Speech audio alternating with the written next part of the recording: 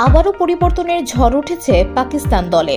নিউজিল্যান্ডের বিপক্ষে আসন্ন 5 ম্যাচের সিরিজের জন্য মোহাম্মদ রিজওয়ান ও বাবর আজমকে বাদ দেওয়া হয়েছে। পাকিস্তান ক্রিকেট বোর্ড পিসিবি ঘোষিত নতুন স্কোয়াডে বেশ কিছু চমক রয়েছে। সদ্য সমাপ্ত চ্যাম্পিয়ন্স ট্রফিতে ব্যর্থতার পর প্রথমবারের মতো দল ঘোষণা করেছে পাকিস্তান, যেখানে সহ অধিনায়ক ছিলেন সালমান আগা। এবার তাকেই টি-20 দলের নেতৃত্বের দায়িত্ব দেওয়া হয়েছে।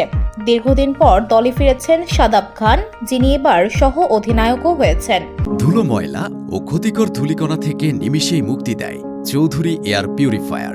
এর শক্তিশালী সাকশন ঘরের কোনায় কোনায় লুকিয়ে থাকা সকল ধুলা টেনে ফিল্টার করে এবং বের করে আনে নির্মল ও স্বাস্থ্যকর হাওয়া।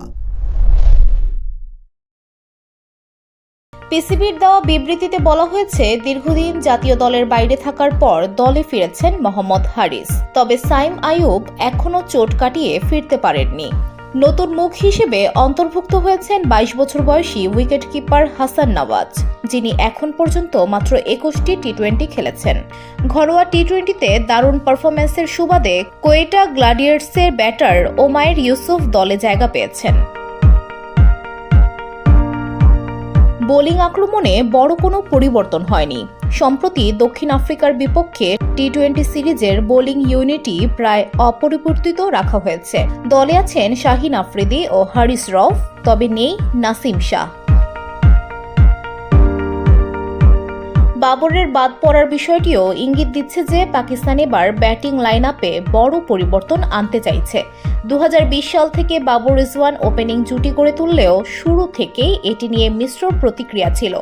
ওয়ানডে দলে অবশ্য এত বড় পরিবর্তন আসেনি। নিউজিল্যান্ডের মাটিতে পাকিস্তান 5 ম্যাচের টি-20 সিরিজ খেলবে 16 মার্চ থেকে। এরপর 3 ম্যাচের ওয়ানডে সিরিজেও মুখোমুখি হবে দুই দল।